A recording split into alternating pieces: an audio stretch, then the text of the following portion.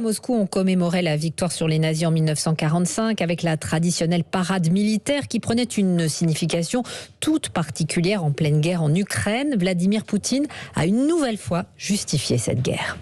La Russie a appelé l'Occident à engager un dialogue honnête, à rechercher des solutions de compromis sensées et à prendre en compte les intérêts de chacun.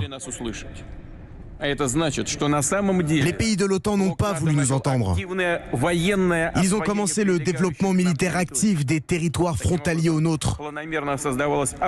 Il s'agissait d'une menace absolument inacceptable pour nous. La Russie a donc repoussé l'agression de manière préventive.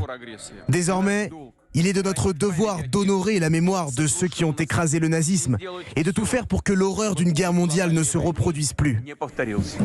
Voilà un extrait du discours de Vladimir Poutine. Louis Dragnel, c'était un discours très attendu. On imaginait une véritable déclaration de guerre, pourquoi pas un appel à la mobilisation générale. Et finalement, le défilé militaire était réduit et le discours moins offensif qu'à l'accoutumée. Comment ça s'explique ? Eh bien, selon plusieurs officiels français, la première hypothèse possible, c'est qu'après avoir joué le chaud et le froid, après avoir fait monter la pression, Vladimir Poutine a décidé de jouer le froid, la sobriété.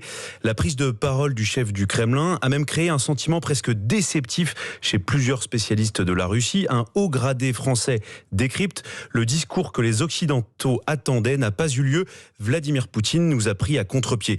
La deuxième explication possible de cette parade amputée notamment de son défilé aérien pour des raisons météorologiques, eh bien, ce sont les capacités militaires de la Russie, désormais plus limitées. D'ailleurs, l'absence du chef d'état-major des armées russes, Valery Gerasimov, a été remarquée. Là encore, plusieurs versions. Il a soit été blessé lors d'une visite de la ligne de front en Ukraine, comme l'avance le renseignement américain, soit, et c'est une possibilité sérieuse, il a été déchargé de ses fonctions, ce qui signifierait, pour ceux qui en doutent encore, que la guerre menée par la Russie contre l'Ukraine ne se passe pas du tout comme l'espérait Vladimir Poutine.